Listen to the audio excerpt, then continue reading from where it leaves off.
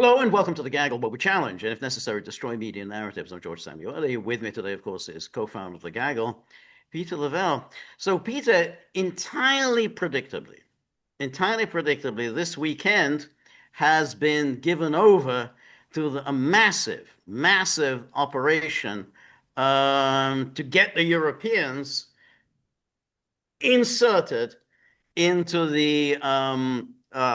into the sort of peace negotiations, peace talks, whatever that's taking place. The sole purpose of which is obviously to sabotage it. They were caught by surprise. It's clear that this whole thing Yeah. caught them by surprise, and What did and have now made their move as they did after the meeting in Anchorage. they want to make, I wrote it down, constructive updates. That's what they Constructive want. updates, but Okay, George, this is what I'm doing right now. I agree with you completely. So the 28 point peace plan is dropped. Okay. I took today off. I'm going to take tomorrow off until our live stream. And it's going to be maybe an hour, 90 minutes before the live stream. I'm going to check out all the updates because I'm not going to waste my precious time reading about who else is whining in Europe. right, Okay. right, Because that's all it is. Okay. right. It's the empire of whining right That's now. right.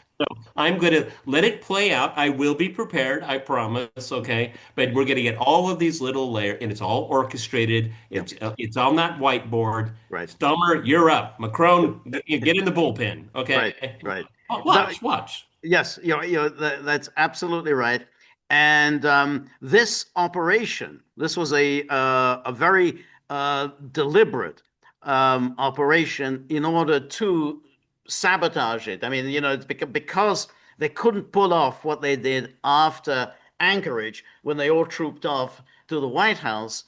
They have now made their move in Geneva. There's going to be a move in Geneva, and they've taken to issuing all kinds of statements. Now, one thing we should just take first of all take a look at is what Trump said yesterday, as he was, in the usual kind of, very very brief kind of presser, and his words were quite interesting. So just first we'll take a look at that, and here is it's hard to hear actually. Looks quite cold because Trump usually goes around with a jacket. I've never seen him actually with a scarf. Yeah, it's a very different visual. Yeah. Yeah, yeah.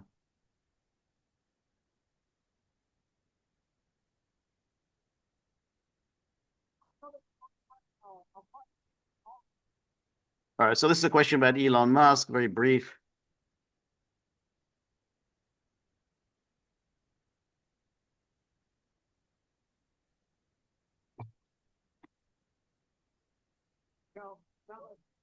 So the He, question was, if you could hear it, is this your final offer to Ukraine? And he says, no, not no, no, it isn't. And then there's a question, which actually is very hard to hear, but we can hear his answer though.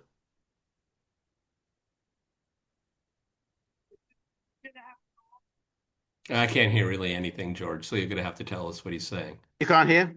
No, I mean, I know he's speaking, but I can't discern anything. All right. All right. I'll just, it's a very brief answer and I'll just repeat it.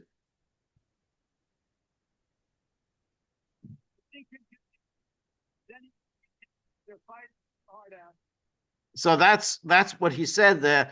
We couldn't hear the question, but it was about Zelensky. Presumably, the Zelensky is not happy with this, and he says then he can continue to fight his little heart out. Not a very respectful statement. Then he can continue to fight his little heart out. So on the one hand, he says, "No, this is not my final offer," but it says then he can continue to fight his little heart out, which could indicate that yeah, you kind of have to get with the program. We're not going to continue it now. The what has happened overnight, the sort of the first major operation was to suggest that this plan wasn't really an American plan at all. It was a Russian plan. There was the Russians who had actually come up with this 28-point plan, palmed it off on the Americans, And really the Americans had nothing to do with it. They were just simply apparently just um, palming off a Russian plan as it was their own. And so it was extraordinary because it burst into Politico when it was on PBS, and then it's now throughout the Twitter sphere. Oh, that explains it. It was all actually the Russians who had drafted this plan, and so here was this. Here's the story in. Here it is in Politico. Lawmakers say Rubio distanced U.S. from peace plan. Now, just observe what happens here, because these are U.S. lawmakers, among them the worst war hawks in the Senate. This guy Mike Rounds. U.S. lawmakers attempted Saturday to reverse days of confusion around the leaked peace plan for Ukraine, saying Secretary of State Marco Rubio assured them that the document does not represent the Trump administration's position. So they're claiming this is what Rubio had told them. Rubio called the bipartisan delegation to the Halifax International Security Forum on Saturday afternoon. They said, while en route to Geneva for talks with Ukrainian officials, he described the plan as a Russian proposal, they said, and not a U.S. initiative.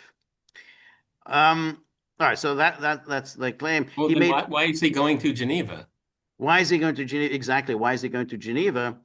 And it would seem very, even when you read this, it's saying, well, this is very unlikely for Rubio to say this. We know who Rubio is, but nonetheless, Trump is still backing this plan. Trump has clearly not distanced himself. So for Rubio to say, oh, it's a Russian proposal, you're pretty much signing your resignation letter, because you're saying, what Trump has clearly identified himself with the plan, even though he says it's not the final offer. And then you're saying, oh, it's a Russian proposal. So, but he says, this is Mike Rounds. He says, he made it very clear to us that we are the recipients of a proposal that was delivered to one of our representatives. It is not our recommendation. It is not our peace plan. It is a proposal that was received. And as an intermediary, we have made arrangements to share it, and we did not release it.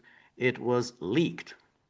Well, the Europeans think it's real. Yeah, exactly. But as I say, the Twitter sphere has exploded. Oh, yeah, that's exactly what we thought. It was just the Russians. It were Russians again. As we discussed the plan in some details on Friday. You think it's pretty unlikely the Russians would have come up with a plan. There's a lot there that the Russians would not like. Please steal our frozen assets, please. Exactly. Please steal our phone. Oh, yeah. And sure, a security guarantee for Ukraine. We're down for that. It says their comments at the Halifax press conference amounted to a massive U-turn for an episode that has dominated the news this week and fueled a mad diplomatic scramble. The release of the plan has prompted questions in Kiev, European capitals, and Washington about whether the U.S. was backing a Kremlin-friendly plan. Yeah, well, then why did that U.S. general that is replacing Keith Kellogg bark at Zelensky? I mean, that general, is it Driscoll? Driscoll, yeah, Driscoll, yeah. He thinks it's real. Yep, exactly. What did he say? Let's get this shit done. I think that was his language. Excuse me. That's right. Yes, yeah. So this was Nick Schifrin, who works for PBS. He says, breaking. After talking to Secretary Rubio, Senator Rounds announces that the 28-point plan was a Russian document, not a U.S. document. It's a Russian document. Full Senator Rounds. Quoting him, Secretary Rubio did make a phone call to us this afternoon. I think he made it very clear to us that we are the recipients of a proposal that was delivered to one of our representatives. It is not our recommendation. It is not our peace plan. It is a proposal that was received, and as an intermediary, we have made arrangements to share it. And we did not release it. It was leaked. It was not released by our members or our representatives. This is an opportunity to receive it, and it has been utilized and delivered to the Ukrainians, that they will have an opportunity to respond. And in doing so, you now have one side being presented and the opportunity for the other side to respond. Well, George, did you see? I mean, I heard this or come across it, But doesn't Zelensky have until Thursday, Thanksgiving, to That's exactly what that's exactly what's been reported and in let's put innumerable outlets. let's put a cherry on top of this Sunday. The Russians are saying, "Well, we've never received it officially, Right, so right, right. That's right. That's right. Um, and then, but now Nick Schifrin then backed away from that. He says, well, here's a new statement from the deputy spokesman of the State Department. Says announcement in a press conference by Senator Shaheen, Russiagator, Rounds, Angus King, Russiagators about what Secretary Rubio told them is, quote, blatantly false. Senator Rounds said multiple times that Secretary Rubio gave him permission to reveal what Secretary Rubio said on the phone. And then this is the deputy spokesman, Tommy Pigott. He says this is blatantly false. As Secretary Rubio and the entire administration has consistently maintained, this plan was authored by the United States with input from both the Russians and the Ukrainians.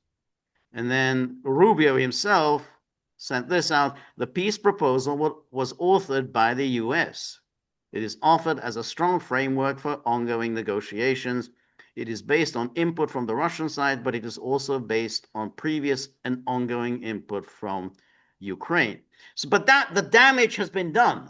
I mean, yes, they said no, that's a lie. Boom, and then Ireland says, oh yeah, it was a Russian plan. It's the whole thing's a Russian. Oh, that explains it. It's all the Russians. yeah." And all of the Russia gators say, "Yes, it's Russia Gate's got legs again! Yay!" Exactly. Um, and now, and then Tusk, God, Donald Tusk. I just abhor this guy. I'm sorry. Go ahead. Me too. Whom do you dislike more, him or Sikorsky? Oh, that's a tough one. That's a tough one. Yeah, Sikorsky, because we just have a longer, vile history with him. Okay. there's two. I just, It was, there was a time, everyone. Well, Tusk was president of Poland, and he was president of the Commission. He panned himself off as a statesman yeah, of sorts. yeah, This guy is so grimy. yes. He's got the grease dripping off at the front of his shirt. This guy. He says, together with the leaders of Europe, Canada, and Japan, we have declared our readiness to work on the 28-point plan despite some reservations. However, before we start our work, yes, what should happen before we start our work? It would be good to know for sure who is the author of the plan and where was it created. Insinuation following insinuation. Who authored this plan? You've been told who authored it. Well, I mean, isn't it interesting is that these people here, the only thing they can do, George, is deceive Yeah, and fuel conspiracy theories. I mean, these are the ringleaders of conspiracy theories. yeah. I mean, just because somebody said it on Twitter, Right. it must be true. That's true. Okay, you're right, Right. right. That's right. That's I right. mean, Twitter's turning into just a vast disinformation a vector That's right. for, for, That's right. for everything that we know about the world. That's That's right. why I try to stay away from it. Well, that's what happens because once you put this out there, then of course everyone repeats it. People with big followings on Twitter, and they usually preceded with "Holy crap!" Now we know this was all crafted by the Russians, but this was obviously a deliberate operation by Rounds and Shaheen, these Russiagators, to say, "Oh, well, this is a Russian plan," and then everyone believes it. And this is Rubio told us. Rubio told us. Well, why wouldn't he say it, out in the open? Now, you've got a statement from Rubio saying, no, it's an American plan. Well, no one's actually paying any attention. Rubio saying it's an American plan. What my program earlier today, I started out by asking the following question.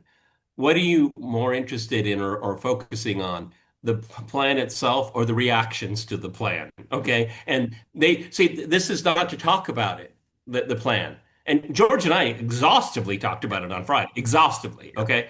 But this is their track. They want to talk about a reaction to a Yeah. plan, Yeah. not the plan No, itself. no, It's like WikiLeaks and Hillary Clinton's emails. Yeah. The story was they were released by WikiLeaks, Yeah. meaning don't look at the Yeah. content. That's right. Exactly. Exactly. That's exactly what it was.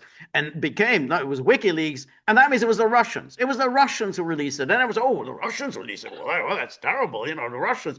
That's it. That's how you focus. You get people talking about something that's completely irrelevant and not about the substance.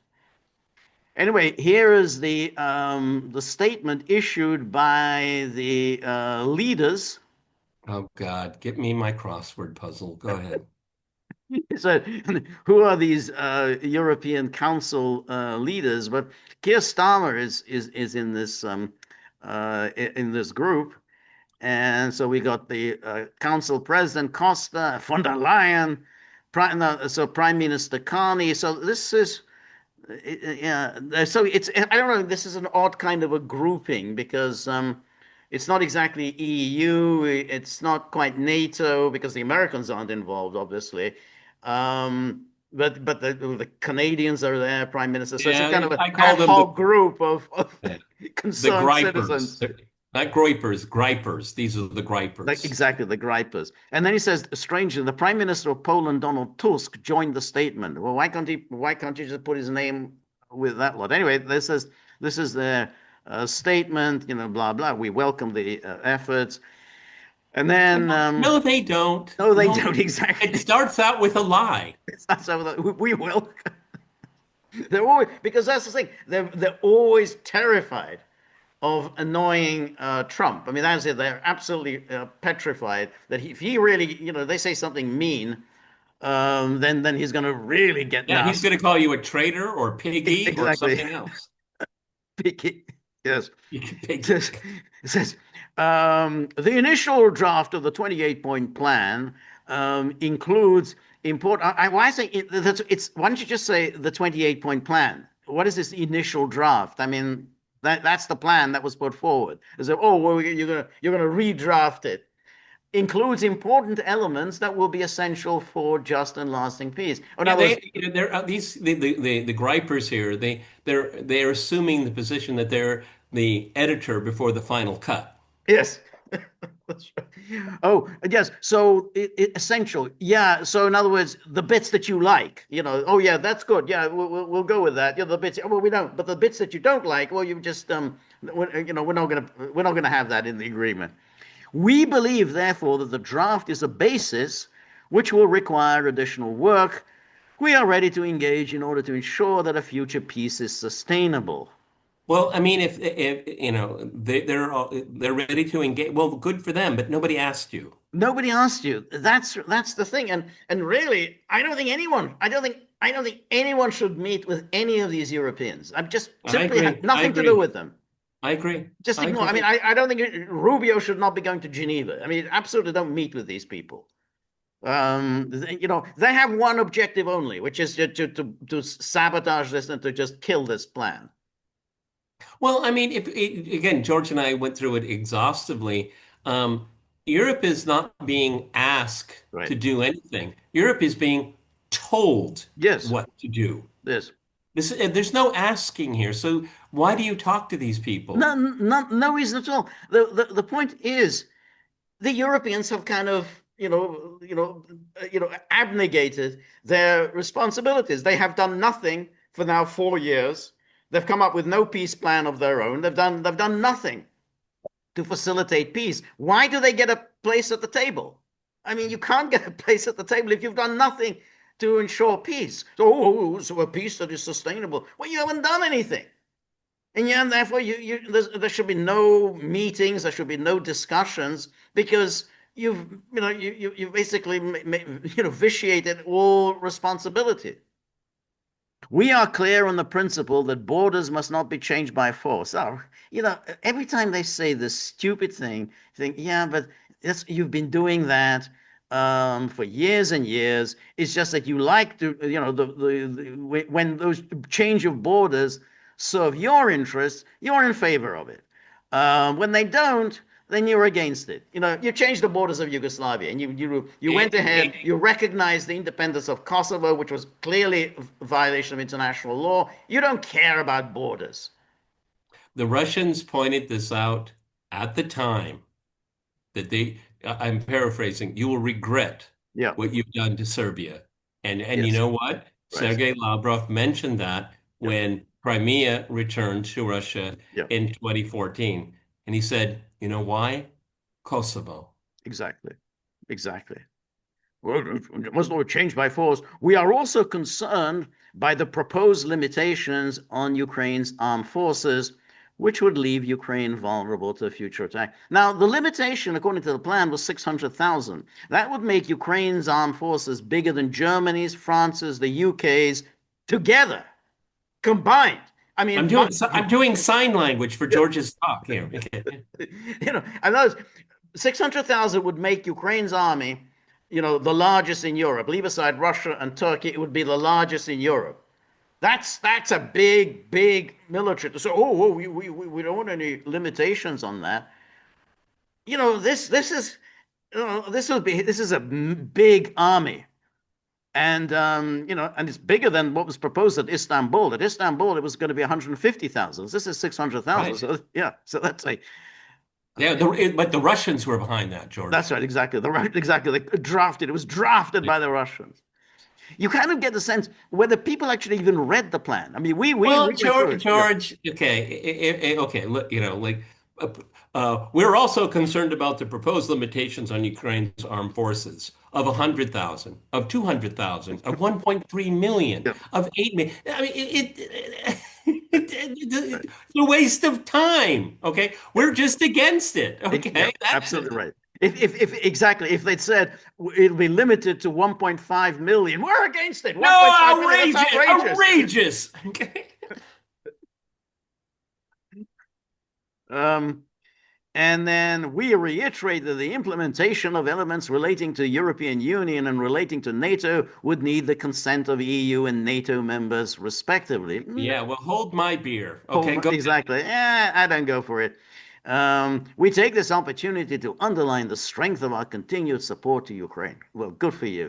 We will continue to coordinate closely with Ukraine and the US over the coming days. Well, Well, you're already saying, well, if there's going to be peace talks, you have to kind of, you're already saying you're not going to talk to both sides. So why should you have any kind of place at the table? You say, well, you're only I going to mean, talk to Judge, Ukraine and I the mean, US. Well, okay, there's no need to have you on the table then. okay, so let's pro forma because the EU and the NATO they're not a belligerent in this No, conflict. That's the no, part. no. Okay, so all right, so if you want the nominally speaking, you want the Ukraine-Russia war to come to an end, then don't you talk to both sides? You would think, but You would think. not according to these people. Right, and that shows that demonstratively shows that they're not interested in peace because you have to have a dialogue to come to peace. Exactly. That's the point. That's the only way you can get peace. You're going to have both sides have to agree to something. If you're just only going to talk to one side, then there's not going to be peace. That's why, it's a waste of time. I mean, there's no need whatsoever to talk to these people. I don't know if Trump really did present it in that form. I need an answer from you by Thursday, but that's exactly how you should approach it. Yeah, we're not going to mess around here. Waiting around for you have to end these endless talks and then endless meetings, just to drag this out pointlessly, which is what the European plan is. Anyway, Ursula von der Leyen, not content with that, she issued a statement of her own. This is my Sunday evening, George. Okay. Exactly, Sunday evening. Um, but she said, this is her statement. Any credible and sustainable peace plan should first and foremost stop the killing and end the war while not sowing the seeds for a future conflict. We have agreed on the main elements necessary for a just and lasting peace. What do you mean? And Well, not sowing the seeds of future. You want to rearm Europe to go to war with Russia. What are you talking about, lady? exactly, very good point. Yeah. Um, so we have Here we go. Who's we? who's we? Yeah. Yeah, that's exactly who's we. I mean, it itself is sort of obnoxious. I mean, who is she to look up on behalf of anyone? You can't have unelected bureaucrats declaring we as if she's speaking on anyone's behalf. She's an appointed person. She doesn't represent anyone. Um, we have agreed on the main elements. Let me highlight three of them. So there's more, apparently, if it's just three. First, borders cannot be changed by force. Okay, except for Kosovo. Okay. exactly. And of course, Yugoslavia as a whole, because that was all done by force. Oh, Um, invite Germany started it. Okay. that's yes, yes.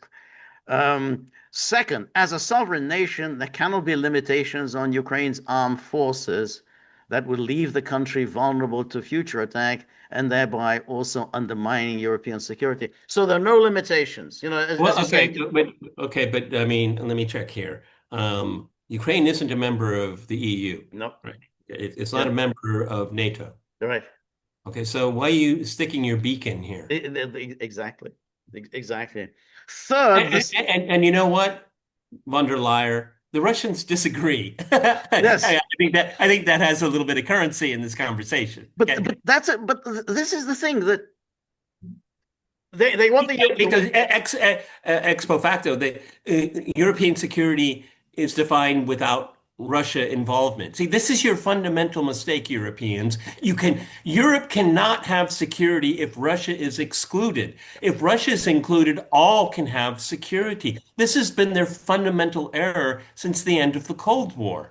The indivisibility of security. If Russia is not secure, Europe will not be secure. that's exactly it. That's the point, that you cannot have just security for one side. And if you keep doing this, you keep insisting, oh, we're entitled to security, but you're not, then you're going to have war. And they haven't learned their lesson, and they refuse to learn their lesson. They've been taking this position, as you say, since the Cold War. So it's now more than 30 years. They keep repeating this. And they don't. They say, "Oh yeah, well, our security, our security." No, no, our security. Everybody has to have security. The other has to have security as well. But they don't recognize it. And if they don't recognize it, then there's no point in talking to them. Then you can talk to yourself. Fine, go ahead. Have your little meetings with Keir and Emmanuel, and that's it. Because you don't recognize the basic cause of this war. And if you don't, then you have no business at negotiations. And then he says the centrality of the European Union in securing for peace for Europe must be fully reflected. I No, don't know what is she talking I about? have no idea why the centrality of the European Union. I guess she's telling Trump, "Hey, butt out." The Well, European. I mean, but okay, the European Union, is it is there a military dimension here? How can they be talking about security if that is not their realm? The realm is essentially commerce, But okay? but it's now, of course, it isn't that. I mean, in a sense, she's Yeah. I letting mean, the but I cat out can't of the see bag. how, I Yeah. mean, if you want to secure peace, you got to have some tools, okay? And Yes. I know that, that she likes to say that she has the tools, So, but yes. the European Union in and itself does not have any tools to secure peace. No, but of course, European Union has become more and more militarized. We talked the other day about this military Schengen. Why are they having this military Schengen? Why are they talking about we need to move armed personnel and tanks across borders in Europe without anyone having any veto power? No country is going to say I don't really want all these tanks in my country. No, you don't have that Yeah, right.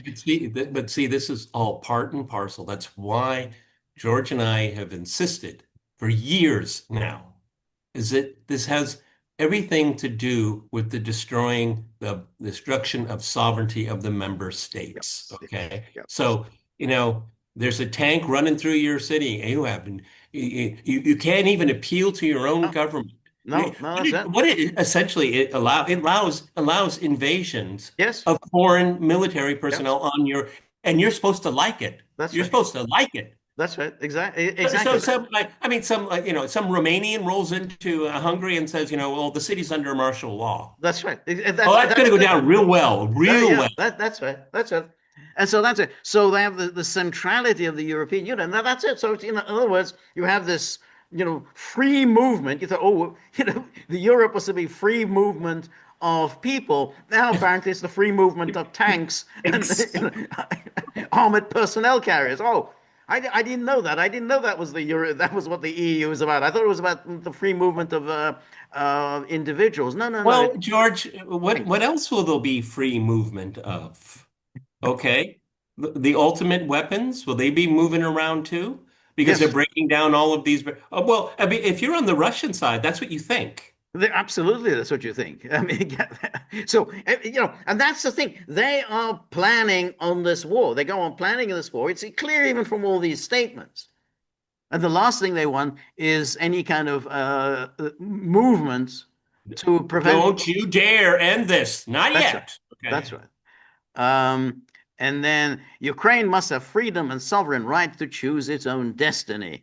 They have chosen a European destiny. It starts with the country's reconstruction, its integration into our single market, and our defense industrial base, and ultimately joining our union. But that is an interesting question. He says Ukraine has made this decision. Well, what about the Europeans? Have the Europeans made that decision that Ukraine needs to be a member of the EU? I mean, the Hungarians voted more than 90% said that they don't want Ukraine in the EU. So I'm sure many countries in Europe say, I don't think we want Ukraine in the EU. She said, oh, no, no. They've chosen European destiny, and therefore we all have to accept this. Why? Well, Why? Isn't this is supposed to be a democratic Europe? This has to be debated whether you want to bring in this new member. But she has such contempt for asking people their views. I mean, it oozes contempt when she issues these statements. she does it in such a cavalier way. Look closely, very closely at what the foreign ministry of Poland says about this, depending on the day of the week. Right. Okay, it depends on the political emotion of the moment, but they swing back and forth on this. So, Poland, Slovakia, Hungary. Yeah. I can guarantee you, if the Austrians are asked, they're going to say no. Yeah. Okay. Right. Exactly. Um, And we will continue our work together with Ukraine, our member states, the coalition of the willing, and the U.S. to make. I love the way she What, shows what, the U.S. what is right. this? What is this? This is about building out the EU. This is not about Ukraine. Right. This is always their motive, okay? They're always looking ways to grab more power for Brussels at Right. the expense of member countries. George is absolutely right. Could we have like a straw poll right now about European EU membership for Ukraine? I don't think it's what she It's thinks. gonna be rejected overwhelmingly. I can't imagine a single country where there'd be 50% would support it. They say, hey, this is a bad idea. And but she Well, has the and intention. Europe already knows what it's like to have a lot of Ukrainians in their corners. Exactly.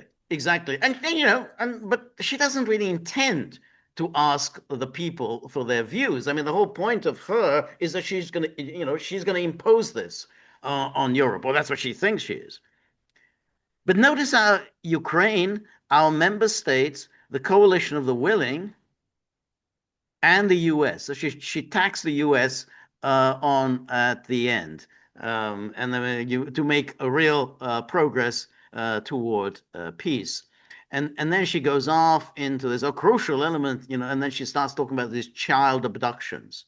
Okay. Not quite sure why, but then she goes on, oh, we have the child abductions. I guess it's just simply to do some PR, just, oh, child abductions, we need. Well, Ursula von der Leyen, say, I'm glad your heart goes out to children, but I haven't seen your office talk about the tens of thousands of Palestinian No, children that have been killed in the no, in the genocide. no, You no, don't care about those no, children. no, Hmm. no, absolutely not.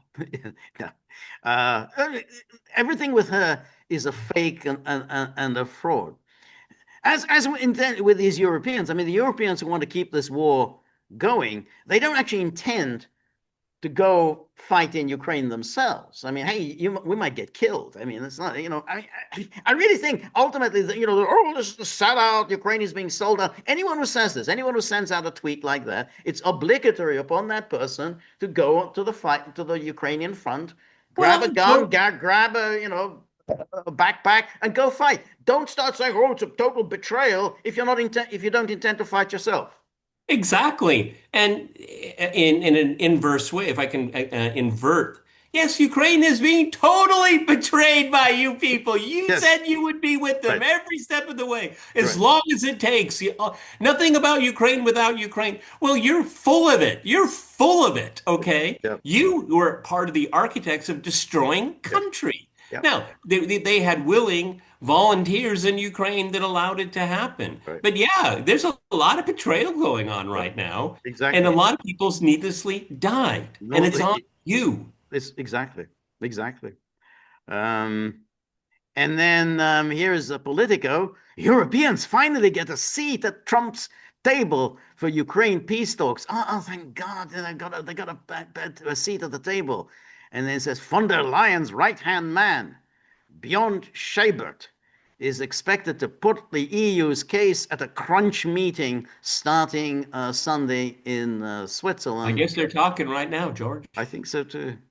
And Are you remotely curious what they're talking about? I'm not. me neither. I mean, I know what they're talking about. I mean, we Yeah. know what they're doing. We don't like this. Here's our counter proposal. We've got our own plan. Ceasefire, Exactly. security guarantees. That's right, exactly. The European Union and the UK will take part in high-level talks on Donald Trump's peace plan for Ukraine starting Sunday in a significant breakthrough for Brussels and London. Oh God, you've got a Breakthrough, breakthrough. breakthrough. Okay. Exactly. Um, and top security officials from France and Germany will also attend the negotiations. And as Ukraine's allies seek to rewrite Trump's proposal, which they fear would favor Russia. The moment you start rewriting, that's it. You render it null and void. I mean, that's the whole point of rewriting it. The talks will be held at the level of national security advisors, and then they talked about this. Um, and then, among other points, the Europeans are expected to push Trump's team to dilute their proposal for handing territory in the Donbass region of eastern Ukraine to Russia. Instead, they want any ceasefire to start from the principle that the conflict will be frozen on the current contact line. Okay, then that's fantastic. One of the oddities about all of this, to push the Trump's team to dilute the proposal for handing territory in the Donbass region. From 2014 to 2022, the people of the Donbass experienced shelling, in which 14,000 people were killed. Okay, that was the Kiev regime killing quote unquote Ukrainians. Okay, these people, many of them by the time of 2022 had Russian passports. Right. Okay, but the gall, here's the people that were traumatized for 8 years and not a peep in the Western media about it. Okay. That is just so insulting. And when this is made known, and it's already been translated into Russian, it's already on inusme.ru, you can read this, and people are going to say, "You've got to be kidding." Right. You want us to go back to a regime that shelled our children, where we had to live in basements? You've got to be out of your mind. These people writing this have no idea, George. That's right. They also, I mean, remember all this talk about how Putin wants to recreate the Soviet Union. He wants to control Ukraine. That's all. That's what it's all about. He wants to control Ukraine, and Michael McFaul and others. They keep repeating this. And um, how come 2014 to 2022 Russia was working to integrate Ukraine in the Donbass into Ukraine? I mean, they could have taken Ukraine the Donbass in 2014. They could have just taken it, but they didn't. They worked to integrate it into Ukraine. So therefore, the whole theory that somehow Russia, well, they want to control Ukraine. Well, they had an opportunity. They didn't do it. So, but that's why they have to say we had 8 years that went on. 8 years. That's a long time. Or all the toes. And we know what happened during those 8 years. They basically did nothing because they were using that time to build up Ukraine's military. That we have this from Stoltenberg. We were busy from 2014 onwards building up Ukraine's military. So we kind of pretended that we were taking these negotiations seriously, but we weren't, which is why when they talk about, a ceasefire as a condition for talks, then we know exactly what they mean. Yeah, and then we'll have meaningless talks, just dragged out, boom, for years and years. We'll just have pointless, meaningless talks. In the meantime, you keep rearming Ukraine. Here's the Telegraph with a news flash. Foreign troops allowed into Ukraine under rival European peace plan. I love this as a peace plan. Oh, it's a peace plan. Oh, well, that's right. And we've got this. It's a rival peace plan. So we've actually got some serious peace plan in the works. Foreign troops will be allowed into Ukraine as part of a rival European peace plan seen by the Telegraph. The 24-point proposal, they've got 24 points, drawn up by allies, including Britain, is expected to be put forward by European delegates in talks with US in Geneva on Sunday. I have no doubt that they will put that forward. And and I go, well, we have our own peace plan, guaranteed to be rejected immediately, go straight into the waste paper basket. The counteroffer, this is a counteroffer. The counteroffer was drafted before Donald Trump's controversial 28-point plan was leaked last week, the Telegraph understands. The European plan says there should be no restriction on the presence of foreign troops on Ukrainian soil. I have no doubt at all that that's in the plan. There should be no restriction on the presence of foreign troops. Now, it's interesting which foreign troops. Like NATO troops, Exactly, obviously. NATO troops. Exactly. I mean, they don't mean troops from Nepal and Cambodia. I mean NATO troops. The U.S. proposal drawn up with Russia calls for a ban on friendly forces in the country. Friendly. Well, friendly to whom? Exactly. Friendly. They're just friendly, They're friendly guys. They're very nice polite. guys, They're with polite. guns. They open doors. Okay. Yeah, yeah, yeah. You remember They like in put their this. they don't flick their cigarette butts into the park. They actually look for a bin. They're polite people. They're That's friendly. right. Yeah, that's right. You remember, in the 60s when you had the hippies, people would put flour into the barrel of a gun. You put a flower. We've got flowers in the barrels of our guns. Friendly guys. Um, and then the U.S.-Russian plan also calls for Ukraine's army, which currently includes around 850,000 troops, to be limited to 600,000. The European alternative says there should be no restriction on the size of Kiev's forces. And is the Ukrainian government is broke, so the Europeans are going to pay for this army? Well, that's a very good question. I mean, because that does raise a lot of issues about where all this money is going to come from, because they're still planning on taking that 140 billion euros. I mean, they're still, but that can only last, 2, 3 years. I mean, it's not a bottomless well.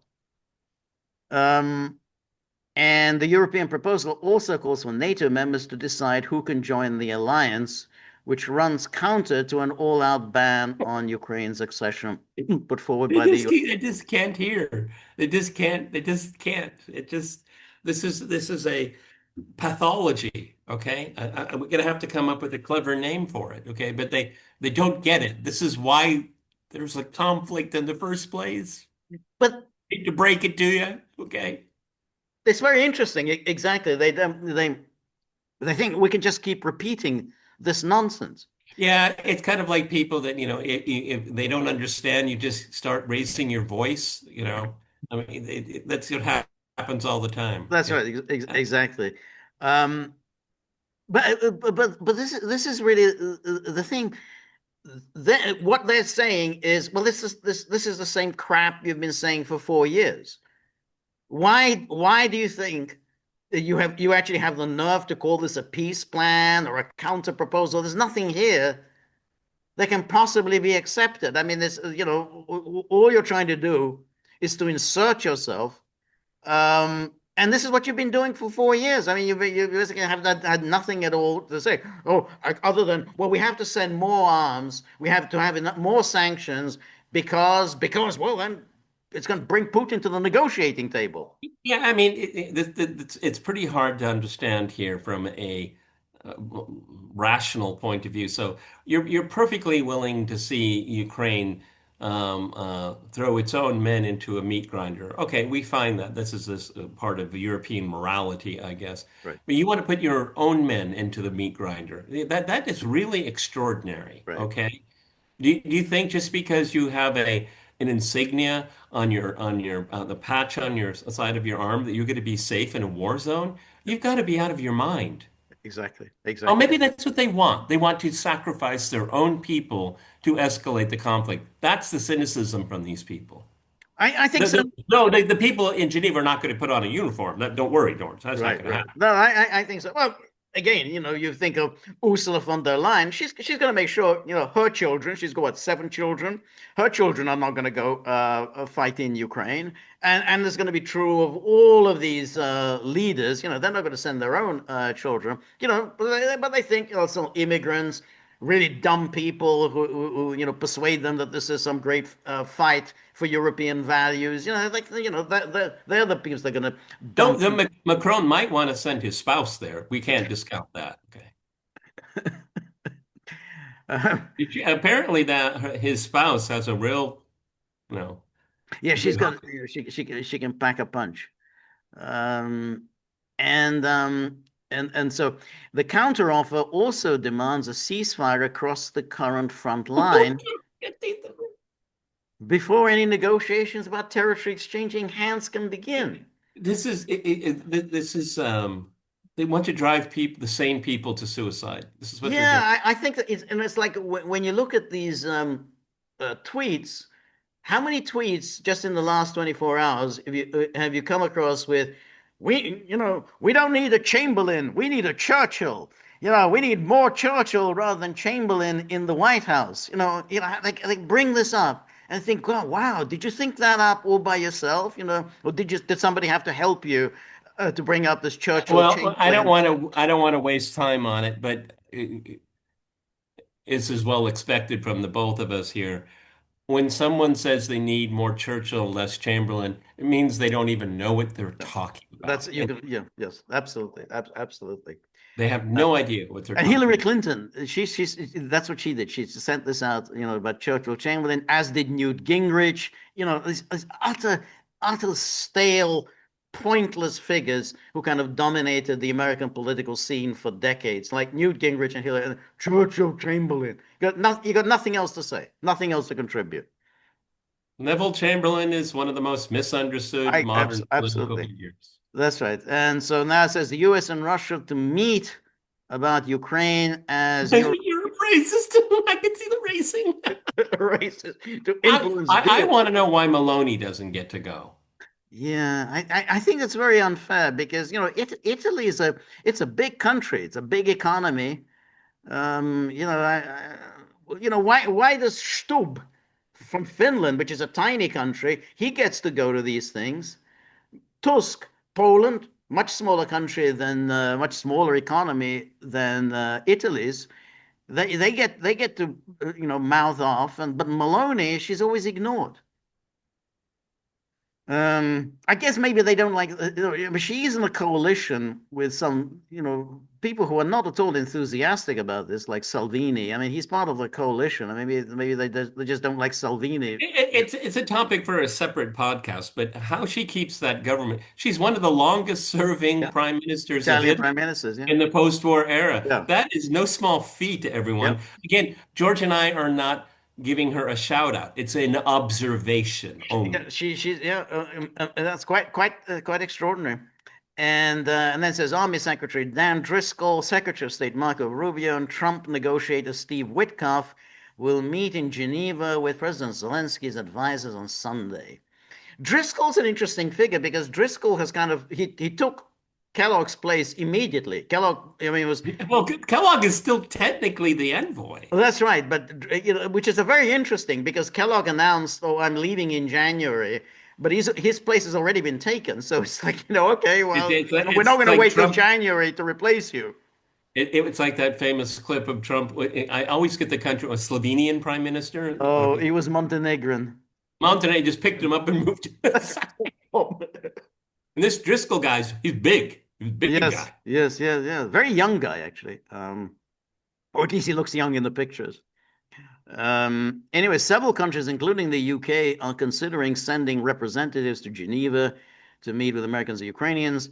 And then there's the national security advisors.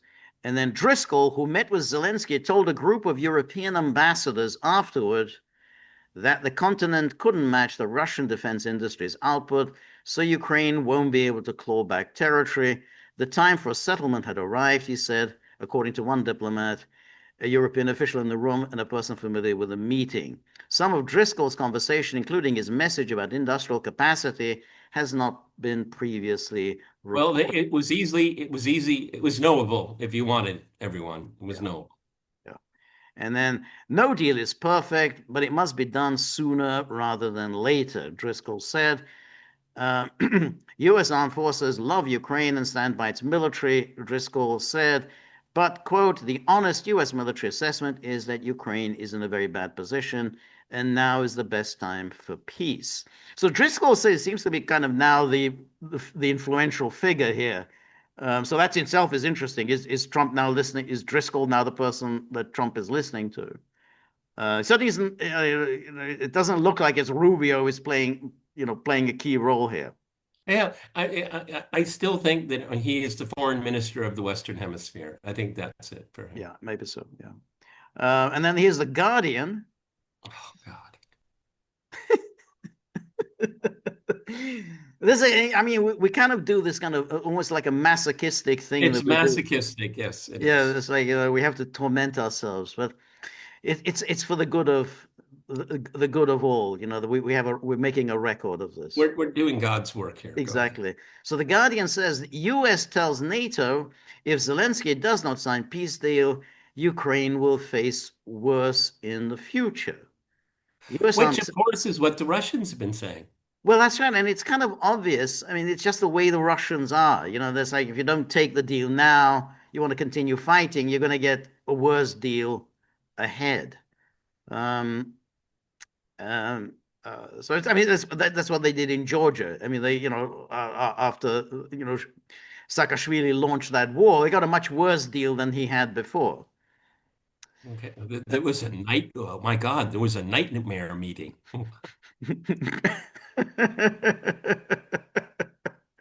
U.S. Army Secretary briefs ambassadors at nightmare meeting. He said, imagine having what's a nightmare meeting in Kiev on Friday after talks with Ukrainian leader. U.S. officials have told NATO allies they expect to push President Zelensky into agreeing to a peace deal in the coming days under the threat that if Kiev does not sign, it will face a much worse deal in the future. And then this Dan Driscoll briefed ambassadors from NATO nations at a meeting in Kiev late on Friday after talks with Zelensky and taking a phone call from the White House. And then no deal is perfect, but it must be done sooner rather than It's later. really interesting that they've sent the head of the army because Yep. as you were reading that, I was trying to think, when have we seen a No, yep. military official doing these kind of No, negotiations? that's right. It Right. also is sending a very strong signal to the Europeans that this is not a political calculation. This is a military man saying, Right. "This is I'm going to give you the skinny here. It's Right. not good." Okay, Right. Right. I think that's part of the impact here is that you guys can do all the policy, blah, blah, blah, and you can, play for the cameras and all that. But I'm here to tell you the cold facts. Right. Well, it's very interesting because he kind of came out of nowhere. He suddenly became the point man. Um, but this is kind of an interesting column. Now, David Ignatius. Oh, I'm glad you brought this up because this is what of the thing I read today. Yeah, go Right. ahead.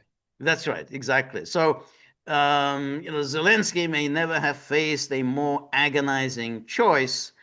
And then U.S. officials close to negotiation told me Saturday that the administration recognizes that security guarantees are not strong enough yet. Now, notice that's exactly what you would expect from Ignatius. Well, the security guarantees are not strong enough yet, even though they seem quite strong in that 28-point plan as we went through it on Friday.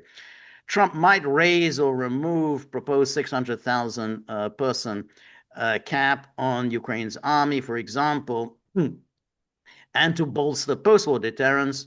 U.S. officials are considering supplying Ukraine with Tomahawk missiles if a peace agreement is reached.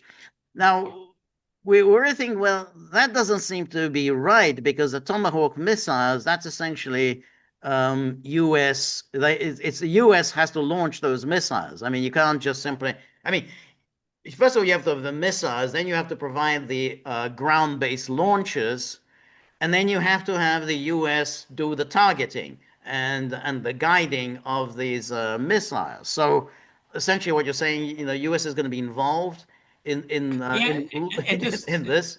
look at the sentence, and to bolster post-war deterrence. No, by supplying Tomahawks, it would be bolstering post-war escalation. Yeah, exactly, exactly. And then so the official said that, contrary to some reports, the Trump administration was 100% committed to continued U.S. intelligence support for Ukraine. But then, what does that even mean? I mean, it's like, right? If Ukraine says no to the deal, so it doesn't. That.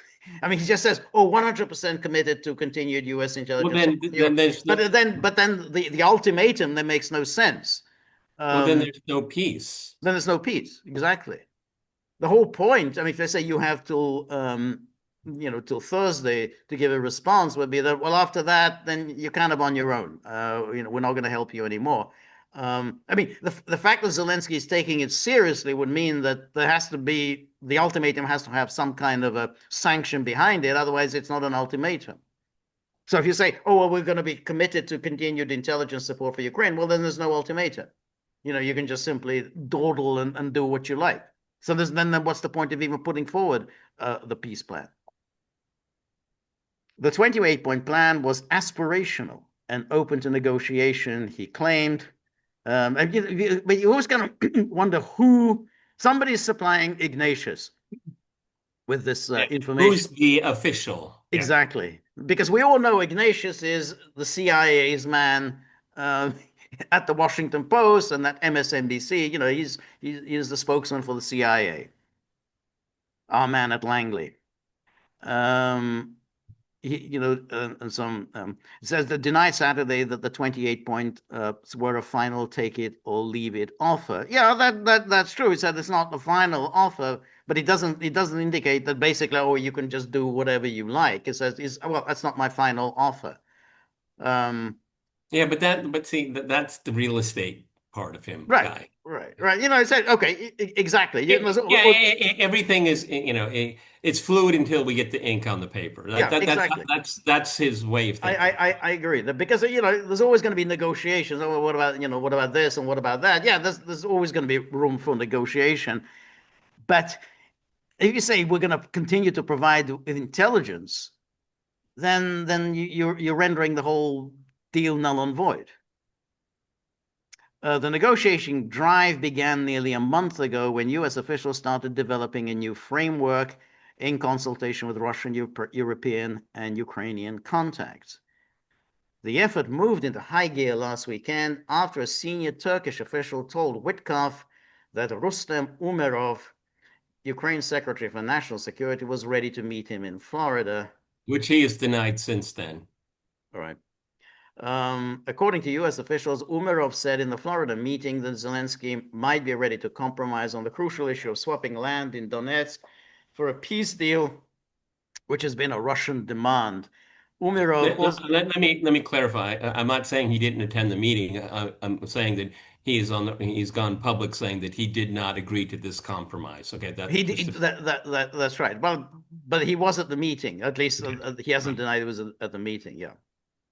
Um, Umerov also said that Ukraine might be willing to cap its army at 600,000, officials said. After that cap roused a storm of protest on Friday, the official told me it might be raised or removed altogether since it didn't really affect the manpower balance, which strongly favors Russia in any event. Um, Yeah, but what is Ignatius saying here? What that's a he's good saying question. is, Mhm. what I think he's saying here, I mean, he obviously with his he's anti-Russian, he's pro-war. He makes a living off of war. But what he's saying here is that maybe not a great deal, but it's the only deal that's viable right now. And I tend to agree with him.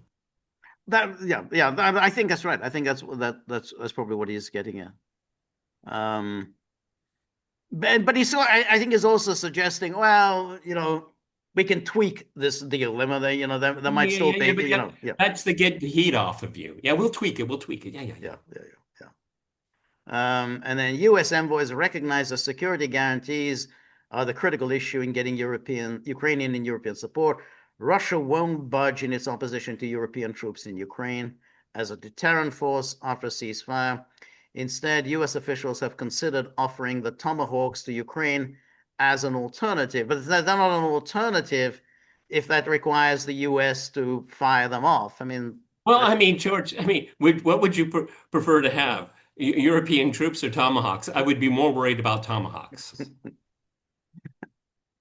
the officials feel confident that Ukraine won't use these preemptively against Russia because that would cost it US and European support. But it's Or it also, would be it'd be a tripwire. Come on, let's grow well, up here. right, but you remember in the 28-point plan, I mean, that said, hey, the moment Ukraine um, uh, attacks Russia, then all bets are off. All security guarantees are off. So that is in the 28-point plan. That the any Ukrainian attack means the security Yeah, but guarantees. any Ukrainian leader would love to test that Oh proposition. yeah, no question. Look, all of that you say, you write it all out.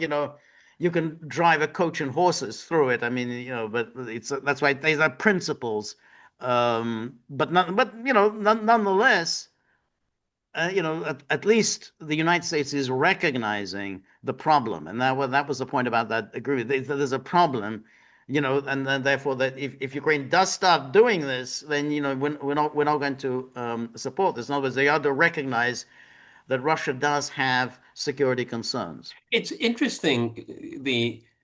This is like the first time, and that's why I remember the second thing I remembered from this article is that if the Ukrainians preemptively use it against Russia, you've never heard that. It's always the Russians are going to Correct. attack.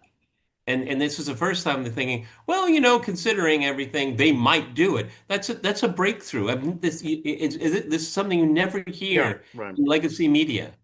Right. No, I agree. I agree that and of course, that was all part of the Istanbul security guarantees. In other words, it was still that issue was raised precisely that everybody has to be guaranteed. In other words, you can't just simply have all guarantees for Ukraine, but there are no guarantees for Russia because otherwise, hey, you can just start this war anytime you feel like and claim that, oh, we're under attack from Russia.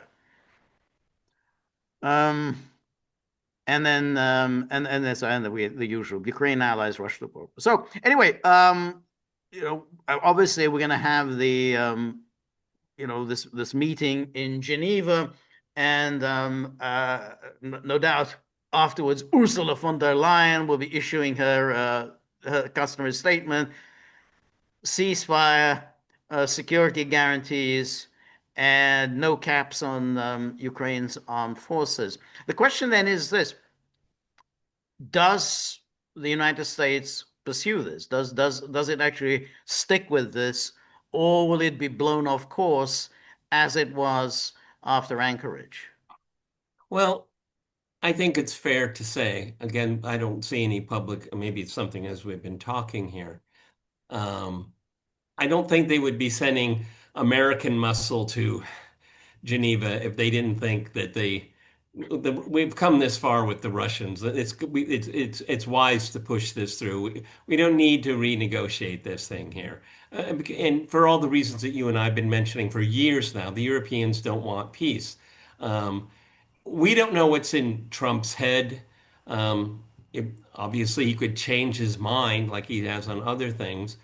But I feel that number one, he wants this off his plate. Number two, nothing good is going to happen to Ukraine. Right. And does he really want to get pulled into it? Right. And I think, George, I mean, and this will be maybe we'll need neurosurgeons to figure this out in the future, is that I think he wants to have better relations with Russia. Okay. I think so too. And I think it is interesting that and the thing about like we think, well, okay, what happens next? Um, I think that what he's really getting at here is that Ukraine has to indicate that it's interested in this and is willing now to begin negotiations. I think that's the deadline. What the deadline is, no, you don't have to sign on the dotted line, but you have to indicate that you're interested and that you're willing to negotiate on the basis of this, not European counter proposals and what Merz says or Macron Yeah, says. I mean, to borrow it from another troubled spot, um, commit. This is phase one. Right. Commit that you want to move to the phase two. That's That's what's that, that that's about. right. And that's why that scenario that he's going to say, "Oh, I'm tired of Putin."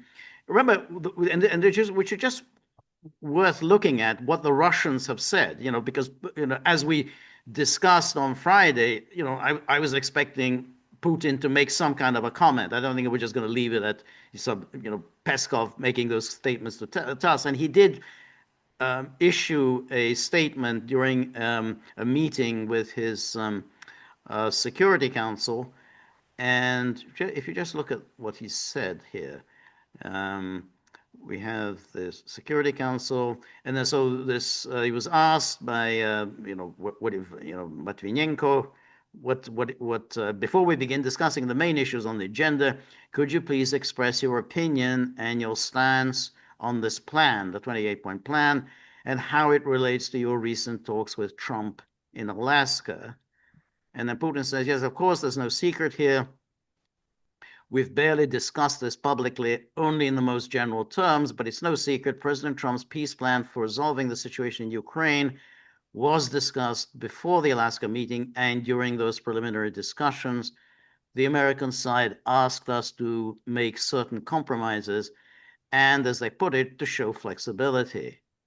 And then the main points of the meeting in Alaska, the main goal of the meeting in Alaska was that during negotiations in Anchorage, we confirmed that despite certain difficult issues and difficulties on our part, we nevertheless agree with these proposals and are ready to show the flexibility offered to us.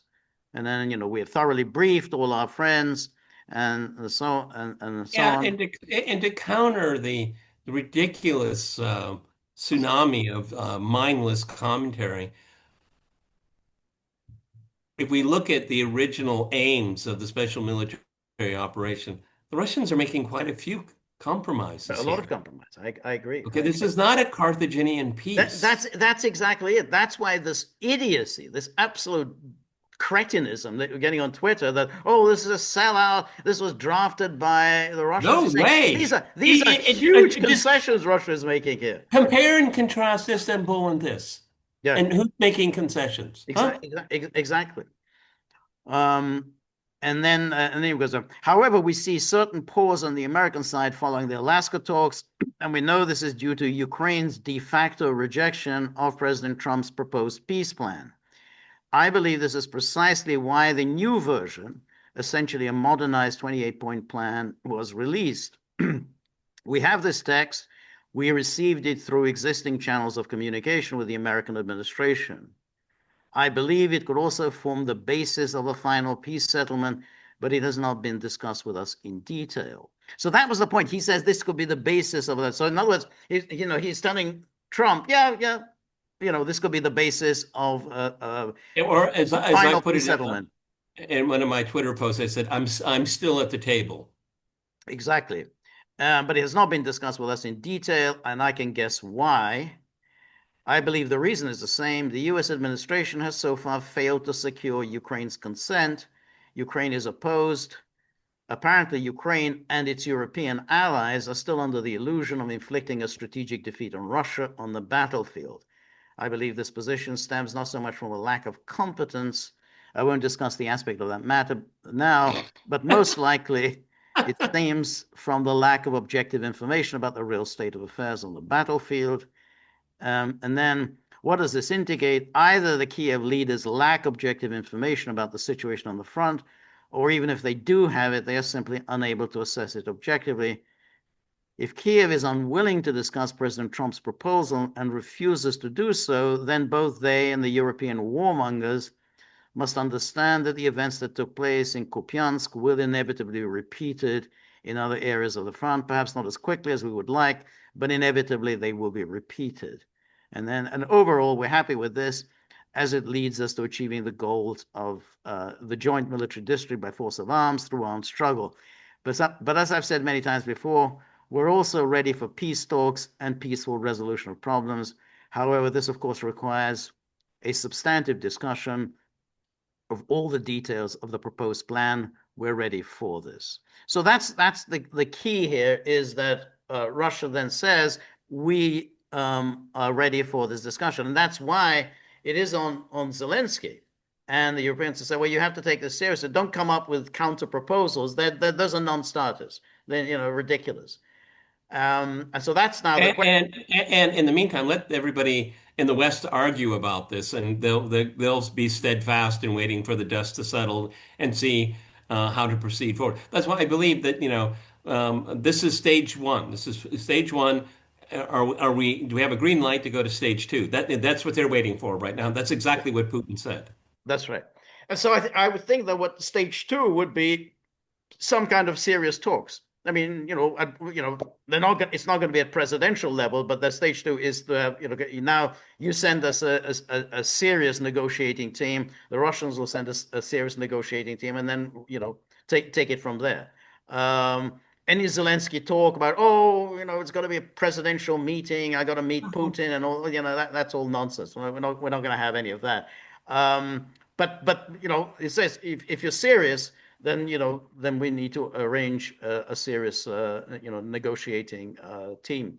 I would have thought that's the next step, and I think that's what Trump is saying. You've got till Thanksgiving Thursday really to come up with a response. In other words, you have to take this seriously, and you've got to start thinking of putting together a negotiating team. In the meantime, George and I will have a live stream tomorrow. Then we'll meet on Wednesday. So that's all before Thursday.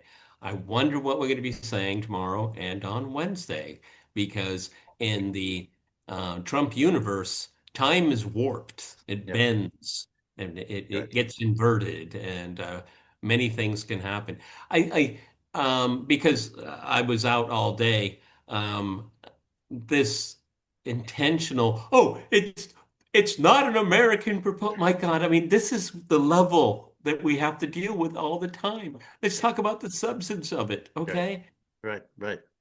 This is And because they didn't have their fingerprints on it, they're all upset. They have right. their knickers all tied up in a knot. You didn't ask me. Yes, but you see, but the thing is, you can only get asked if You you got actually something to say. that's right. That you took the words out of my mouth. If you have something to say, you have nothing to say. I mean, you look at this counter proposal and think, well, this is idiotic. I mean, why would anyone take any of that seriously? We've discussed this. It's already been rejected. I mean, it's been rejected over and over again. So, what it's something magically, it's going to be accepted. So, that's the point about the Europeans. Oh, well, you're nothing about Europe without Europe. Yeah, sorry, but you had your chance. You've had 4 years to make an impact. You had 4 years to come up with peace plans of your own. You could have done it at any time, to come up with a peace plan. You didn't do it. And now that Trump has sort of come along and said, okay, I want to end this. So now they're pretending, yeah, we want to end it as well. Ceasefire, an unconditional ceasefire. That's our You, plan, an unconditional but you ceasefire. used the most important word in your last phrasing there. Magical. This Yeah, is all magical thinking. yeah, This is like, you know, this is like the murmurings of a 9-year-old, yeah, yeah, because 9-year-olds still believe in magic. yeah, yeah, Okay? yeah, And so they've reduced themselves to this point. Um, um, uh, this is a unforced error on their part, and good for you. You earned it. Okay. yeah, yeah, That's why I keep saying, I'm going to go back to my crossword. You have nothing new to say. yeah. Yep. That's right. And the irony of And it. I'm sorry, but you know what? I could be completely wrong on this because I'm not in the room. But and a lot of people, poured cold water on Anchorage. You and I always kind of held the, like, yeah, it's always good to talk, okay? Yeah, yeah, yeah, yeah. But look what has happened from August to now.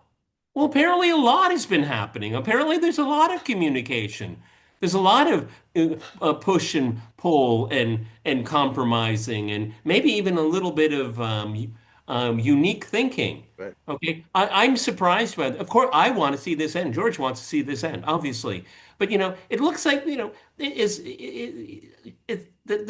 plan is kind of amateurish in many ways. I mean, professional diplomats, at least from the American side, they're not they're not the right caliber. They're not the right stuff. Well, But yeah. but work went into this. But much more work Wait, than wait, anything and the that point is that Europeans have come that's up right. with. That's the point. It's a comprehensive There you agreement, go. which means that There it you go. covers a lot of areas. Yes. It's not, in other words, it's not just, well, we'll focus on this little piece of, on the territory in the Donbass. We'll just deal with that issue. That isn't going to work. I mean, the Russians have made clear they want a comprehensive peace agreement, which is what this is. It's comprehensive. It's of course it's a statement of principles, and you're going to have to deal with these with all the details. But notice how all of the commentary. I mean, on particular on Friday, so you can't change the constitution of Ukraine. You can't insert Well, it they in the did before. constitution. Yeah. Oh, that's a non-starter. They did Non-starter it to put before. in NATO. I, No, you've done George, it before. Exactly. name me a country that's changed its constitution more often Then in the last Ukraine. 20 years than Ukraine. That's right. And then yeah, NATO's going to have to make a commitment. They're going to have to make issue some amendments to maybe the North Atlantic Treaty or some kind of amendment to make clear that they're not going to do any more of this expansion. I mean that's it's a part of the agreement. You can do it. You can do all this. We can't possibly do it. The North Atlantic Treaty is sacrosanct. No, it isn't. No, it's No, it not. isn't. There's nothing. Nothing is sacrosanct. You If can there absolutely was change it. if there was any will, they could do it in Geneva over the weekend. Yeah, yeah, yeah. Of course, exactly. So that's the thing. It's a comprehensive package, which is what the Russians want, and clearly the Trump side seem to understand that the only way of resolving this is through some kind of a comprehensive agreement. Um, so we're gonna have to see what happens in Geneva. You got Rubio will be there. Obviously, he's formerly senior to Driscoll, but it's clear now that Driscoll is the one who's calling the shots, and therefore that'll be, it's going to be quite interesting how that plays out because the Europeans will probably try to appeal to Rubio, but that I think that may be a foolhardy venture.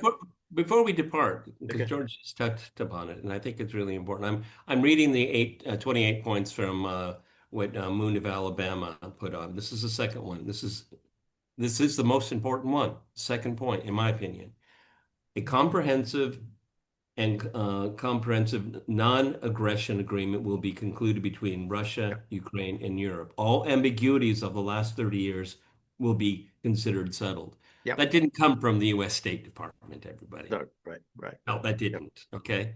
Yep. That's why I'm amazed that a document like that could be created, considering all the nonsense that we do hour in, hour out of dealing with nonsense.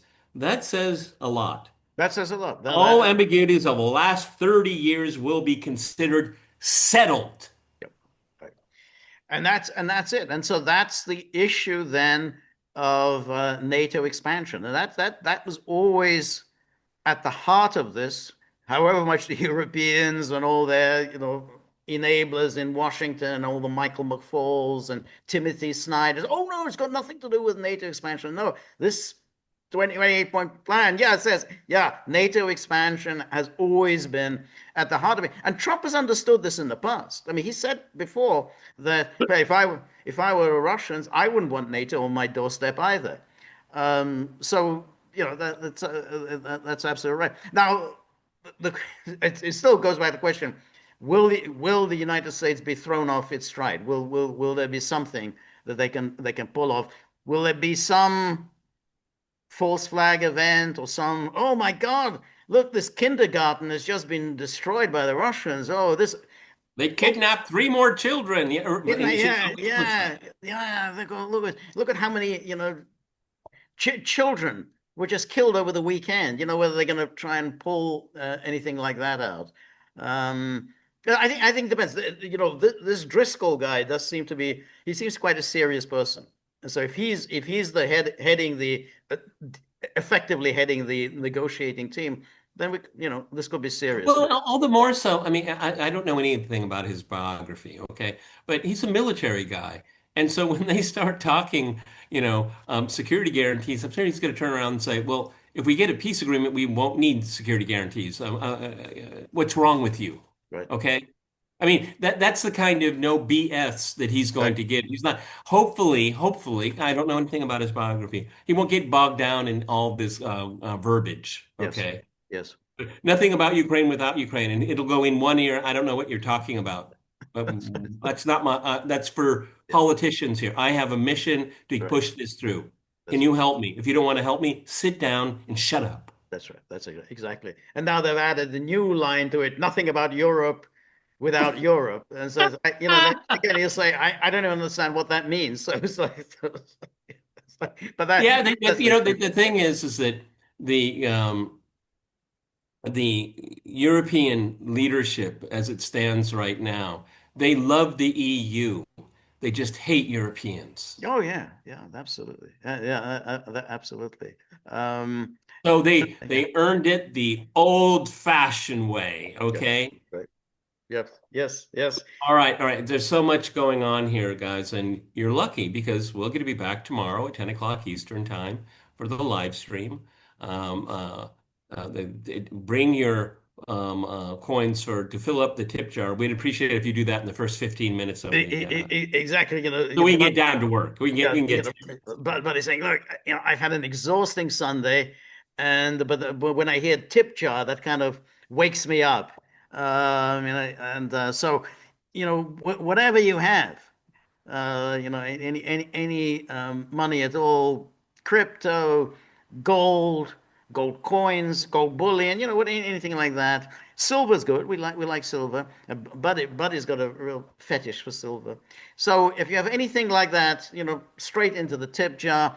We're very grateful for all of your help, friendship, and support. The more you're able to donate, the more of these videos we can make, the more we can work on the technology, and above all, we'll give Buddy, and the night off on Sunday. He feels that he deserves it. So remember, if you like the gaggle, please like, share, and subscribe. See you soon. Bye bye.